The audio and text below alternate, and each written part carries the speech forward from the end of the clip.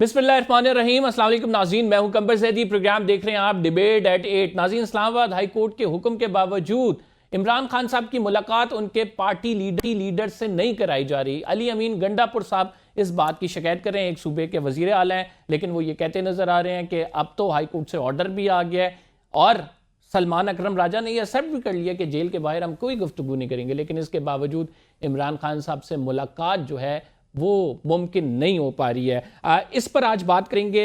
दूसरा इंपॉर्टेंट मामला ये है कि सहाफ़ियों की गिरफ्तारियां हो रही हैं पीका कानून के तहत, और सहाफ़ी जो हैं वो चीफ जस्टिस ऑफ पाकिस्तान से अपील कर रहे हैं। Press association of supreme court of Pakistan की जानिब से एक ख़त लिखा गया है चीफ जस्टिस को, जिसमें कहा गया है क्या हम अपनी जिम्मेदारियां छोड़ दें, क्या हम मौजूदा हुकूमत की तारीफ़ों के पुल बांधना शुरू कर दें, क्या हम सब अच्छा को रिपोर्ट करें।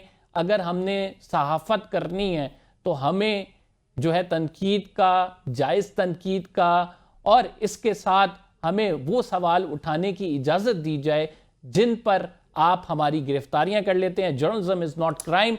ये लेटर लिखा गया है, चीफ जस्टिस ने इस पर क्या रिस्पॉन्ड किया है, इस पर भी बात करेंगे। दूसरा, बिलावल भुट्टो जरदारी साहब पीटीआई को दावत देते हैं वो आए और फिर कौमी सलामती के इशूज़ पर, यानी दहशतगर्दी का बड़ा मसला है, उस पर हुकूमत के साथ बैठे।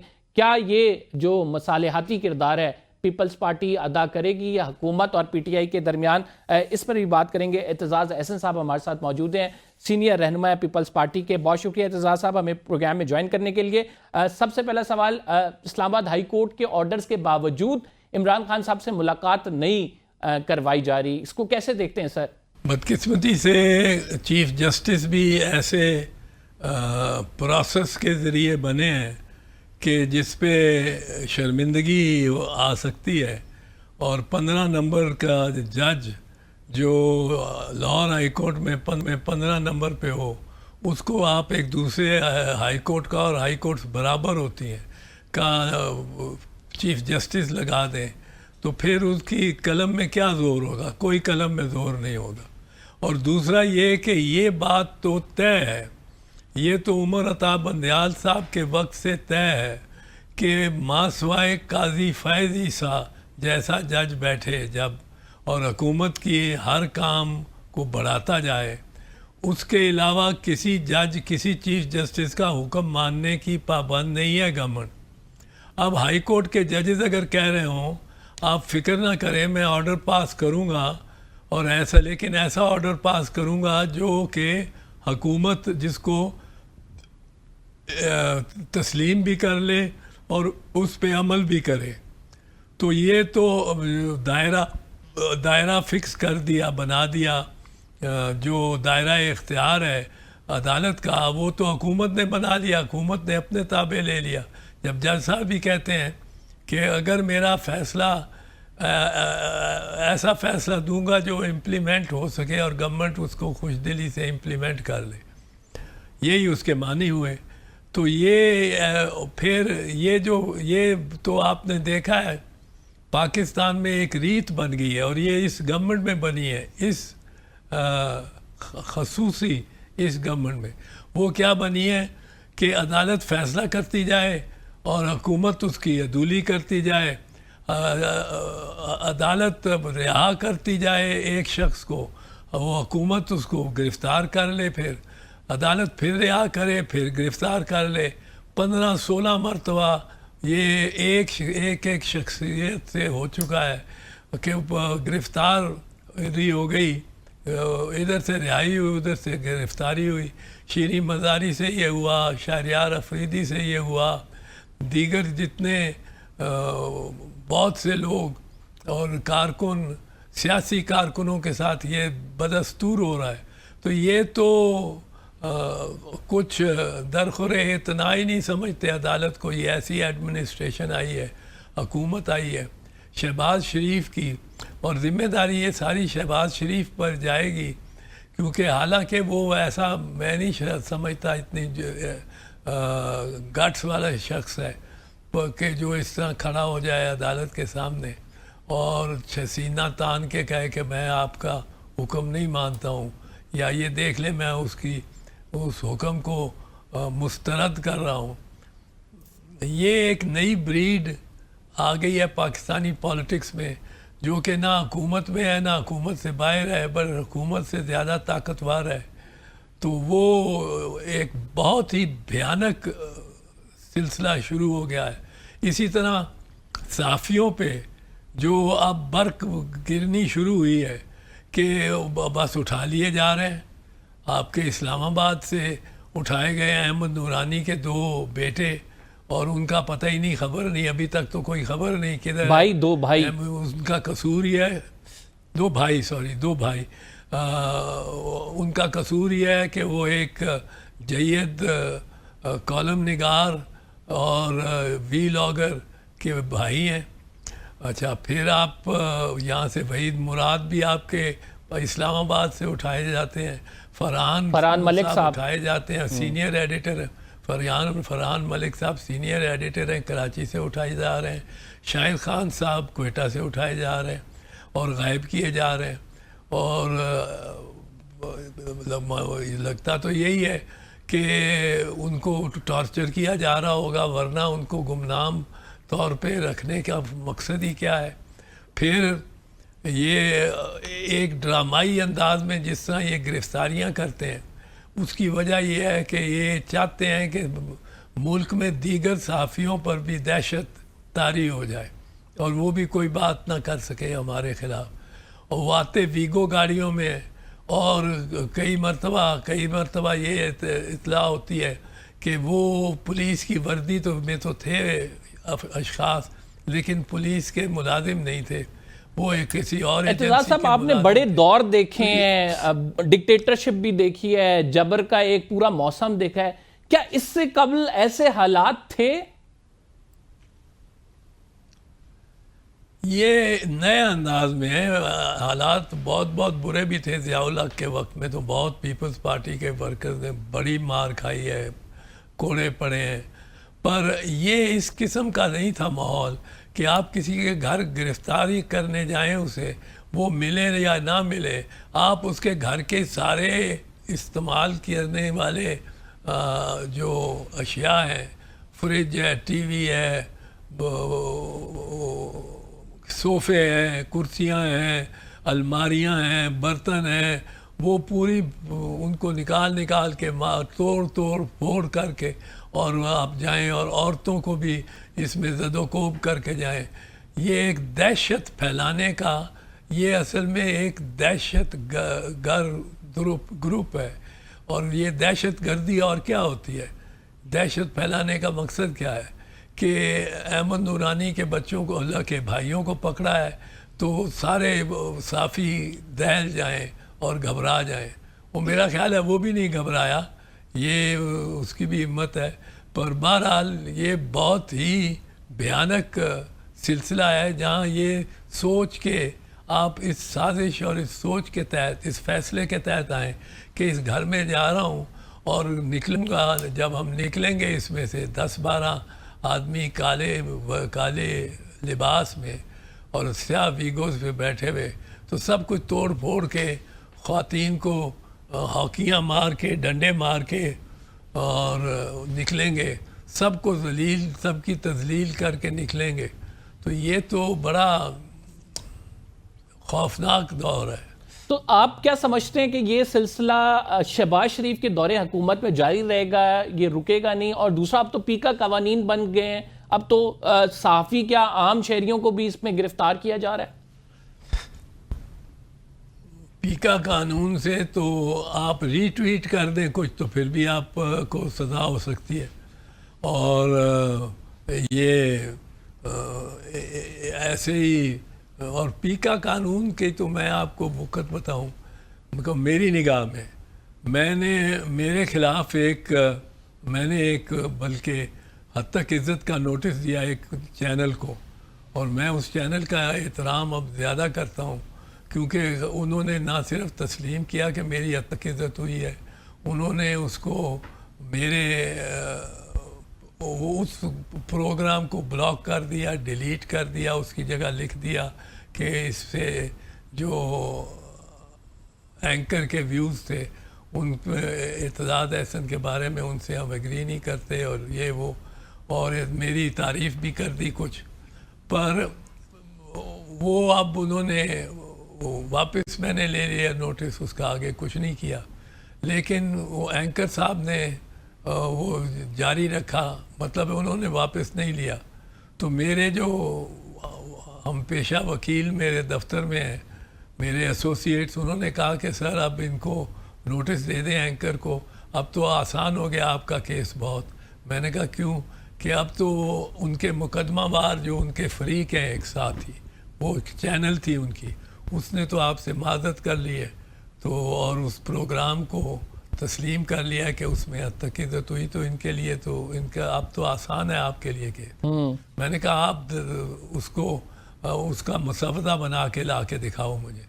वो अगले दिन उन्होंने मुसवदा दे दिया, 2 एसोसिएट्स से, दोनों बैरिस्टर हैं, उन्होंने मुसवदा दे दिया। मुसवदा दिया तो उसमें ये पीका एक्ट का जिक्र आ गया कि इस पे भी कोई इन्हार करने की उनकी ज़रूरत थी। मैंने कहा भाई इस नोटिस को वापस ले लो, इसको मैं आगे नहीं बढ़ाना चाहता हूँ, क्योंकि पीका एक्ट आ गया था।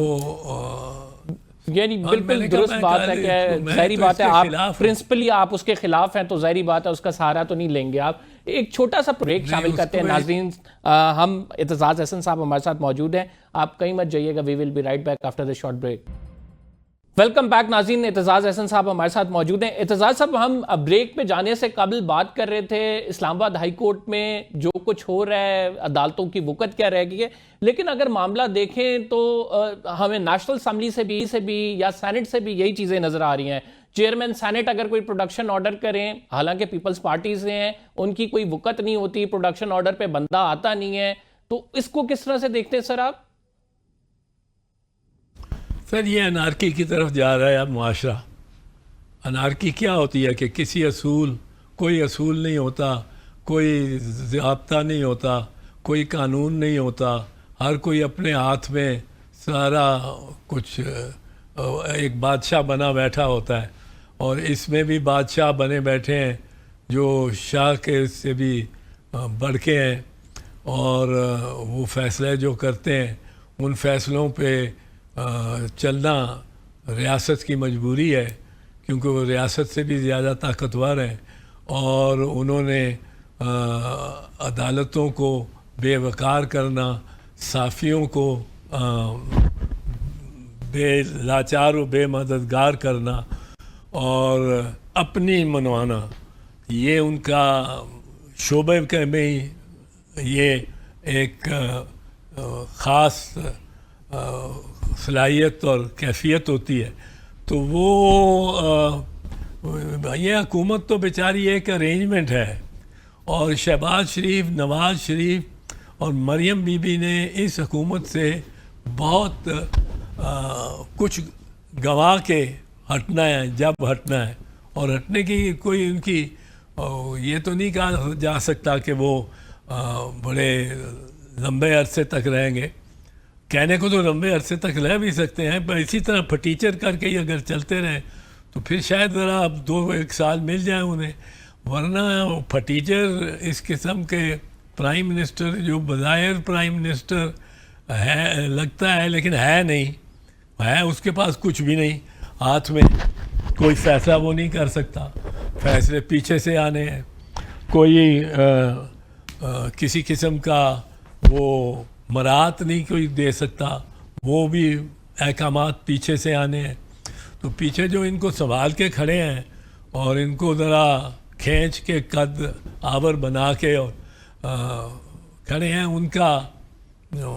उनके पास इख्तियार है, पर उनकी कोई अकाउंटेबिलिटी नहीं है, उनका एहतसाब नहीं हो सकता।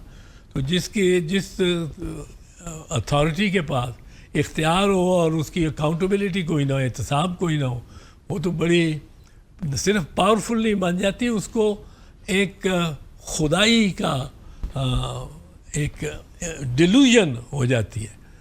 और ये हमने अक्सर देखा है, और वो उसमें फिर इंसान की सोच या इंसान की बर्दाश्त या इंसान की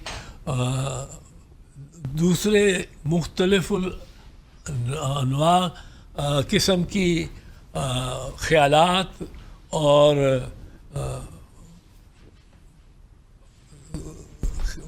स्ट्रेटजीज या पॉलिसीज जी। अपनी पॉलिसी के मुख्तलिफ वो बर्दाश्त ही नहीं करते, बर्दाश्त नहीं होती। तो हम तो उस मामले में फंस गए जहाँ के अब मुल्क टूटने का तो ख़तरा रहता ही है, पर माशरे का बिल्कुल ज़बू हाल होके और मुंतशर हो जाना ये ऐन मुमकिन है। तो आप ये समझते हैं कि ये जो सारी चीज़ें हैं ये किसी रेवोल्यूशन की तरफ हमें लेके जा रही हैं? कोई ये जो प्रेशर है बनता जा रहा है, ये प्रेशर कुकर खुदा ना करे फटेगा और मुल्क के लिए बड़ा नुकसानदेह होगा? रेवोल्यूशन की तरफ चले जाए तब तो बड़ी फिर भी बचत है हमारी। लेकिन मुझे जो लगता है, जो मैं एनार्की कहता हूँ, वो और प्रोलॉन्ग, ये कोई 8-10 दिन की एनार्की नहीं, ये एनार्की जो 10 साल चले और जिसका जो हाथ जिस पे पड़ता हो वो उस पे अपनी कुदरत जमाने को तैयार हो और जमा ले। तो ये एनार्की जिसमें अफरा तफरी, जिसमें बेरोज़गारी तो होगी, वो भूख नंग तो होगा, एक दूसरे से छीना झपटी होगी, ये मैं देखता हूँ। और ये हमारे लिए ज़्यादा तकलीफ़ दे होगा, बहुत ज़्यादा तकलीफ़ दे होगा बनिस्बत कोई खुदा न खास्ता कोई मुल्क के मुंतशर होके 4 हिस्सों में बट के और अपने अंदर यकीनन कोई भी ऐसा नहीं चाहेगा मुल्क इसी तरह पाकिस्तान हंसता खेलता आबाद रहे। ये हम सब की दुआ भी है, ज़ाहिरी बात है। आप लोग सीनियर सियासतदान हैं, आप लोगों की भी यही दुआएं हैं और इस मुल्क में उतार चढ़ाव आते रहते हैं इत्तेज़ार साहब। लेकिन अगर बात की जाए, अगर मिलाने की बात करिए, बिलावल भुट्टो जरदारी साहब ने बयान दिया कि प्राइम मिनिस्टर को कहा कि आप दोबारा से सलामती कौंसिल का जो वो मीटिंग है पार्लिमानी कमेटी की वो बुलाएं और उसमें बाकायदा हम कन्विंस करने की कोशिश करेंगे पीटीआई अगर आ जाती है। और उन्होंने पीटीआई को भी ये इशारा दिया कि आपको इसमें बैठना चाहिए। तो डू यू थिंक कि पीपल्स पार्टी कोई अपना रोल अदा करेगी पीटीआई को करीब लाने में, या फिर जो डिफरेंसेस इतने ज़्यादा आए हुए हैं, जो एक एक्सट्रीम पोलराइजेशन की सिचुएशन है, उसको कम करने में? नहीं, पीपल्स पार्टी ऐसा रोल अदा करने की कोशिश तो करेगी। अब इमरान खान उसको अपने फोकस में लाते हैं कि नहीं लाते, उसको भी हैव टू रिकग्नाइज कि उसको एक हिमायत हासिल है, एक बड़ी हिस्सा कौम के बहुत हिस्से की। तो वो जेल में बैठा हो तब वहाँ भी उससे बातचीत करनी पड़ेगी इन्हें, और अगर बाहर निकाल के उससे बातचीत करेंगे तो उसके लिए और बेहतर माहौल होगा बातचीत का और लोगों को करीब तर लाने का।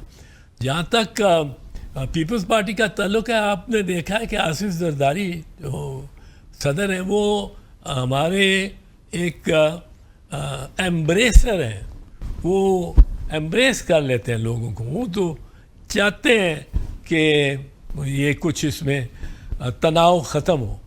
और लेकिन मैं ये समझता हूँ कि ये इतनी आसान बात नहीं है, इतनी आसान बात नहीं है। इस पे हर किसी को 2 कदम पीछे होना पड़ेगा, यानी और 1 कदम भी हम पीछे होने को बड़ी मुस्बत बात है। अगर आप ये कह रहे हैं, जाहिर बात है पार्टी के सीनियर रहनुमा आपके पास इत्तलात भी होती हैं कि पीपल्स पार्टी कदम बढ़ाना चाहती है पीटीआई की तरफ, लेकिन ये सारा डिपेंड करता है कि इमरान खान साहब इसको किस तरह से देखते हैं।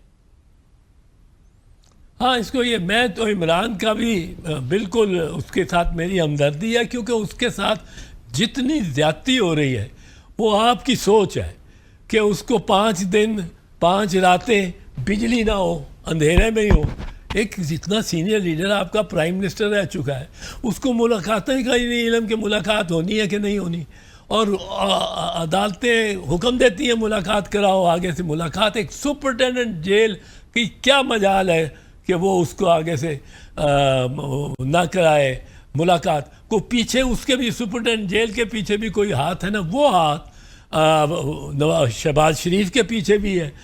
अब इनको खड़ा करके और हमें लड़ा के उन्होंने अपना ये मकसद हासिल कर लेना है कि एक वक्त आएगा कि लोग ये कहना शुरू कर देंगे कि ये सिविलियन सियासतदान तो किसी काम के नहीं, ये तो किसी भाव के नहीं, इनकी कीमत कोई नहीं। अब उधर ले जाते साथ में शहबाज शरीफ, नवाज शरीफ, ये शरीफ ख़ानदान ये तो बिल्कुल क्लियरली मुलव्वस हो गया उस मंसूबे में और उसका हिस्सा है। लेकिन ये आकबत नाअंदेशी है, आकबत को ना देखने वाली बात है। और इस किस्म के जब भी हुए हैं, हमने देखा है कि इक़दामात जब भी ऐसे हुए कि नताइज एक ही जैसे आते हैं। आपको माशरा ज़्यादा मुंतसम और ज़्यादा बाहमी तौर पे एक तज़ाद में फंसा हुआ नज़र आता है। और हमारे यहाँ इतनी ज़्यादा गुर्बत है, 25 करोड़ की आबादी है, यहाँ ना खानदगी है, यानी इलिटरेसी है यहाँ। बिल्कुल ठीक है एतज़ाज़ साहब, बहुत ज़्यादा मसाइल हैं, पॉपुलेशन इन्हीं मसाइल पे गुफ्तगू जारी रखेंगे। हमने एक छोटा सा ब्रेक लेना है। We will be right back after this short. कहीं मत जाइएगा। एतज़ाज़ साहब से जब वापस आते हैं तो पूछते हैं कि क्या पीपल्स पार्टी और मुस्लिम लीग नून का इत्तेहाद बरकरार रहेगा? नेहरू वाले मामले पर जो है आपस में डिफरेंसेस हैं, फंड्स के मामले पर डिफरेंसेस हैं, पंजाब की क़यादत से कुछ नाला हैं गवर्नर साहब, उस पर बात करते हैं एक छोटे से ब्रेक के बाद। वेलकम बैक नाज़रीन, एतज़ाज़ एहसन साहब हमारे साथ मौजूद हैं। एतज़ाज़ साहब, गवर्नर पंजाब की गाड़ी की तब्दीली की यकीन दहानी हो गई, गवर्नर पंजाब खुश हो जाएंगे। नेहरू के मामले पर पीपल्स पार्टी का डिफरेंस है जो है मुस्लिम लीग नून से, लेकिन मुस्लिम लीग नून ये कहती है कि हम जो है फंड्स देकर, तरक्याती फंड्स देकर, पैसे देकर पीपल्स पार्टी को मना लेंगे। तो आप लोगों को ये इत्तेहाद जो है दोनों की, शहबाज एंड जरदारी कंपनी, चलती हुई आगे नजर आ रही है या फिर कहीं ना कहीं जाके कोई डिफरेंस आएंगे? नहीं, मैं तो इस इत्तेहाद की देर पाई पे यकीन नहीं रखता हूँ। और मैं अपनी पार्टी में तो बहुत बरमला पार्टी वालों से कहता रहता हूँ कि ये इन शरीफों के साथ इत्तेहाद से कुछ नहीं है। वो ऐसा पौधा नहीं है जो फलदार दूसरों को फल दे, अपने तक रखेंगे, दूसरों में वो फल बांट लें या साथ रखें।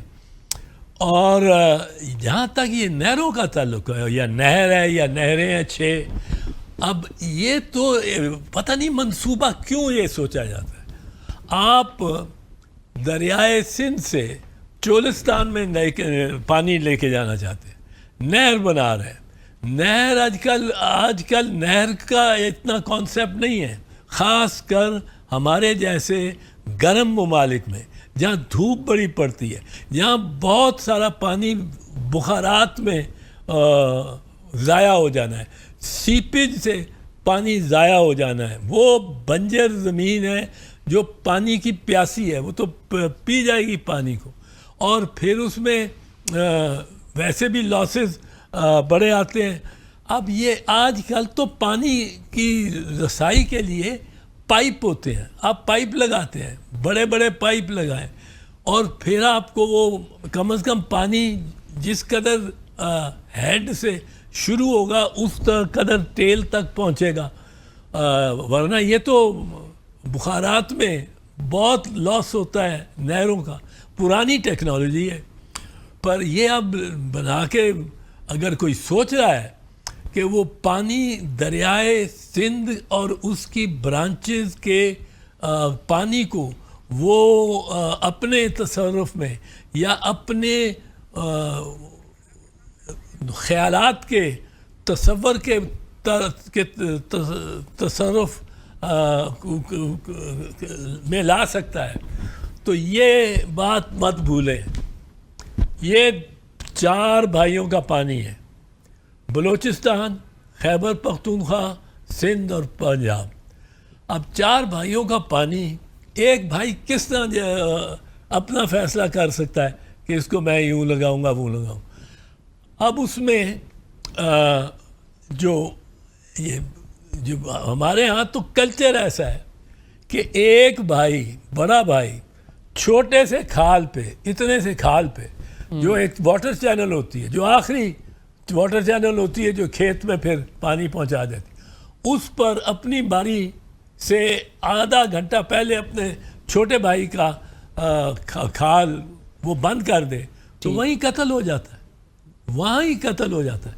ये पंजाबियों को सोचना चाहिए, हमें सोचना चाहिए। हम आगे मशरकी पाकिस्तान घुमा बैठे हैं, यहाँ ये सिंधी किस तरह बर्दाश्त करेगा कि पानी को आप कहते हैं हम अपने हिस्से में रहेंगे, अपने हिस्से में रहेंगे, अपने हिस्से में रहेंगे, तो वो जो टेल की पानी है जो भावल नगर को जाता है, भावल नगर में जाता है, जो विहाड़ी में जाता है, जो पाकपतन में जाता है, जो ये इन अजला में, फिर साउथ पंजाब के सारे भावलपुर, रहीम यार खान, उनकी टेल्स तक जब पानी वहाँ नहीं पहुँचेगा।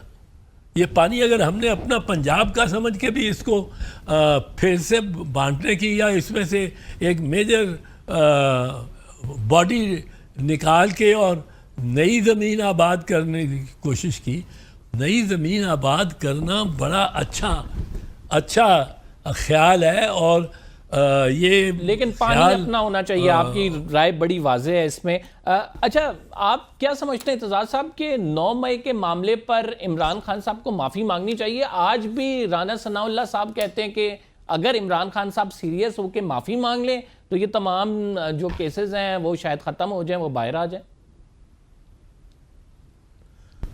नहीं, माफ़ी मांगने पे तो केसेस ख़त्म नहीं होंगे, ये तो बिल्कुल लफ्ज़ सी बात है। माफ़ी मांगे कौन, ये मैं आपको बता दूं। अल्टीमेटली इस 9 मई के वाक़े पर माफ़ी किसने मांगनी है? आईजी पंजाब ने, आईजी सूबा खैबर पख्तूनख्वा, इन दो ने माफ़ी मांगनी। क्यों? मैं पूछता हूँ, मैं सिर्फ 5 सवाल पूछता हूँ आईजी पंजाब से, सिर्फ 5। आपके पंजाब सूबे में कितने मकामात पे ये वारदात हुई कि डिफेंस के, दिफा के सेंसिटिव इंस्टॉलेशंस या इमारात पे हमला हुआ? वो कहेगा जी 12, उनमें एक कोर कमांडर का है घर जो जलता रहा 10 घंटे और कोई नहीं आया और उसकी तरफ उसको फाइट करने के लिए, फायर फाइटिंग। अच्छा, फिर दूसरा वो कहेगा पिंडी का GHQ का गेट, फिर वो कहेगा मियांवाली में वो जहाज़ MM आलम वाला जहाज़। गल ये कि वो 12 बता दें। दूसरा सवाल IG से करें कि आपके इल्म में है कोई ऐसा थानेदार, मकामी थानेदार जिसके हल्के में ये आग लग रही थी, जो भागा हो पहुंचा हो और भाग के पहुंचा हो अपनी नफरी लेके 50 सिपाहियों की, और वहाँ पहुंचा हो कि उसको आग को लगी है और आग बुझानी है? नहीं। अगर कोई नहीं पहुंचा, थानेदार, आग लगी, खेत को एक आग लग जाए थोड़ी सी, तो थानेदार पहुंचता है फ़ौरन, 4 गाड़ियाँ हूटर बजाती हुई। यहाँ कोर कमांडर का घर सुबह से रात तक जलता रहा है। भाई थानेदार साहब, आप क्यों नहीं पहुंचे वहाँ? आप फैसलाबाद वाले, आप ISI के उस दफ्तर तक क्यों नहीं पहुंचे? अब उन 12 SHOs में से कोई एक नहीं पहुंचा। किसी एक को, चौथा सवाल, किसी एक को आपने कोई शो कॉज नोटिस दिया डेरेलिक्शन ऑफ ड्यूटी का? किसी एक के खिलाफ कोई कार्रवाई की आपने? और 5वां सवाल, क्यों नहीं की? और क्यों ये जलने दिया? क्योंकि खुद जलाया।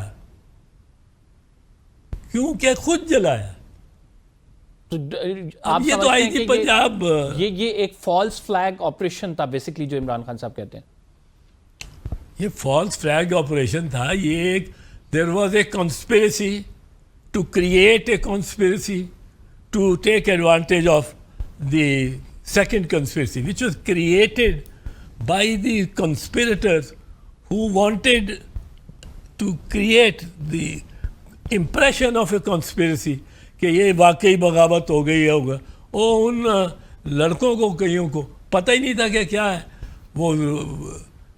यास्मीन राशिद नारे लगा रही है कि कोर कमांडर के घर के अंदर नहीं जाना, अंदर नहीं जाना, अंदर नहीं जाना। उसकी उन नारों की कोई कदर ही नहीं करते। तो और फिर जिस तरह इन्होंने स्वीप की है कि सबको पकड़ लो, और एक उसका रखा हुआ है एक खौफ कि ये थप्पड़ पड़ेगा आपको, हम आपके बिल्कुल ठीक है। वो खौफ की फजा वो क्रिएट 9 मई का 9 मई के हवाले से। इत्तेज़ार साहब, आप क्या समझते हैं कि इमरान खान साहब की रिहाई अब किस तरह से मुमकिन है? अक्सर बात होती है कि बैकडोर से राब्ते हो रहे हैं, वहाँ से कोई चीज़ चलेगी तो रिहाई मुमकिन होगी। दूसरा, अब ईद भी आ रही है, तो क्या आपका प्लान है इमरान खान साहब से ईद मिलने जाने का? मुलाकातों का तो एक सिलसिला बंद हुआ हुआ है, लेकिन अपेरेंटली आप कोई ट्राई करेंगे? आपकी पुरानी दोस्ती भी है और रफाकत भी है। हाँ, नहीं, मैं जा तो नहीं सकूँगा ईद पे मिलने, पर इमरान खान का कब बाहर आना है, मुझे लोग पूछ रहे थे कब बाहर आना है, कब। और मैंने कहा इस मुल्क में कोई पता नहीं होता इस मुल्क में पता ही नहीं होता कि क्या वो आसिफ जरदारी मेरे साथ गए हलफ लेने वजारत का मई 1993 में, और आसिफ जरदारी सीधा जेल से निकले थे और हलफ ले रहे थे बतौर वजीर। तो ये यहाँ इस मुल्क में कुछ नहीं पता। इस वक्त हम बात कर रहे हैं इमरान खान रिहा होके हेलीकॉप्टर से उसको ला के और वजारत उज़्मा के वज़ीर आज़म के घर में बिठाया हो। ठीक है, इस पाकिस्तान में को पता लगता है सही है। इसमें ना जाए। वो देखो, वो रेलेवेंट है, वो रेलेवेंट है, उसके साथ लोग हैं, उसके साथ उसके अपने मतवाले हैं, और जो जब तक वो लोग हैं उसके साथ क्या, और वो जिंदा है और शख्सियत में है। बिल्कुल। दो शॉर्टली आंसर चाहिए आपके। 2 सवाल बड़े इंपॉर्टेंट है। क्या justice Yahya Afridi, chief justice of Pakistan, ने आपको मायूस किया है? दूसरा इंपॉर्टेंट सवाल ये है, क्या ईद के बाद मौलाना फजलुर रहमान और पीटीआई का एहतजाज कोई रंग लाएगा या नहीं लाएगा? याहिया अफरीदी ने तो बहुत डिसअपॉइंट किया, बहुत डिसअपॉइंट किया। मैं बार बार कहा करता था कि आज़म खान एक चीफ सेक्रेटरी रह चुके थे खैबर पख्तूनख्वा के। वो जब इलेक्शन कमिश्नर थे तो मैं ये सोचता था कि उनकी वो जो चीफ ये इंटरिम चीफ मिनिस्टर थे, केयर टेकर, तो मैं ये सोचता था कि वो 90 दिन हो गया पूरे, तो वो अपना कलमदान उठा के घर चला जाएगा कि 90 दिन से ज़्यादा वो नहीं रह सकते, इलेक्शन इसमें होने चाहिए। लेकिन आज़म खान ने मुझे बहुत डिसअपॉइंट किया। याहिया अफरीदी ने उसी तरह डिसअपॉइंट किया, क्योंकि ये मैं तवक्को नहीं करता था। मैं समझता था कि ये जो जजेस की 2 फ़िक़े हैं